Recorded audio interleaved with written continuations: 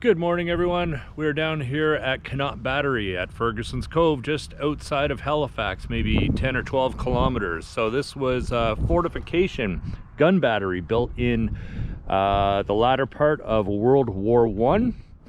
And they had some guns here as part of the just a small piece of the defense of Halifax Harbor. It's just down the road from York Redoubt, which is a massive fort that was built in the late 1700s. So we'll check this place out and see what's here. All right, so we'll check out some of these gun emplacements. At the end of World War I, it was actually downgraded and then put back into use in World War II, but for searchlights for the harbor. And the submarine net that went across the harbor, I think, was put out just at York Redoubt, just like a kilometer or so up the road. But yeah, maybe we'll check some of this out here. It's kind of crumbling. This looks like the old storage areas for your shells.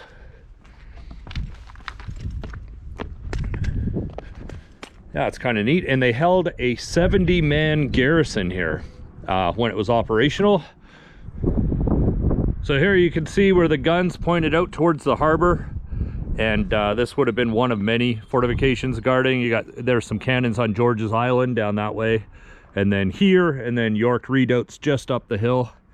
So yeah, they would have had a great field of view for any enemy ships. And then the submarine netting was just out here somewhere. So would have been crazy days back in the First World War and the Second World War.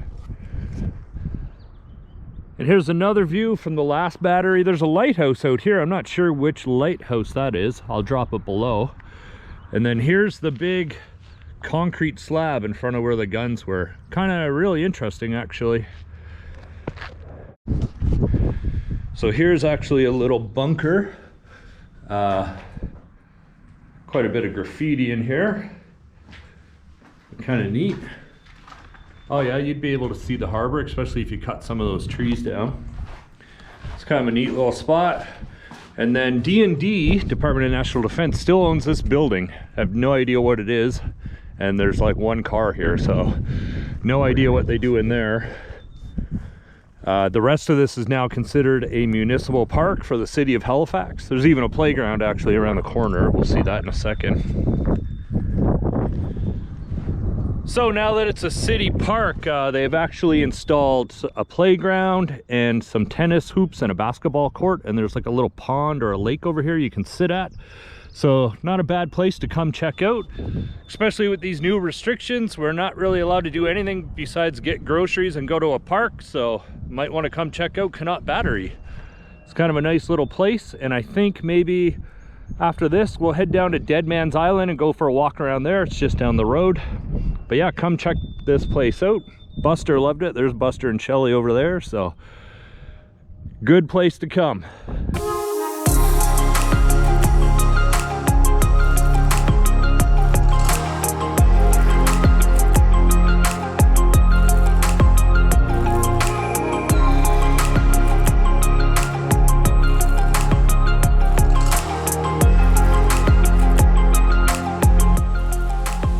Hey everyone, so we made it to Deadman's Island, which is not actually an island, just a little peninsula here just outside of Halifax. And Deadman's Island has had quite the history over the years. The British used it as training grounds way back, and then the British Navy used it as target practice. But it became a burial ground for American POWs from the War of 1812. And also there's rumored to be a few American slaves. They were held captive over on Melville Island, the POWs. Then when they perished, they were buried over here. So it's kind of interesting. In the early 1900s, the British were done with it, so they sold it to a local businessman, and he actually built an amusement park on it for all the tourists and stuff coming up to Melville Island. Because back then, now Halifax is all built up around this, as you can see, but back then it wouldn't have been. It would have been a remote kind of area. So they had an amusement park and a pavilion here for a bit. And then as time went on, they tried to build a high-rise apartment, and the residents around here shut that down. And then later on, I think in the late 90s, early 2000s, they wanted to build condominiums here, and they shut that down too, thankfully.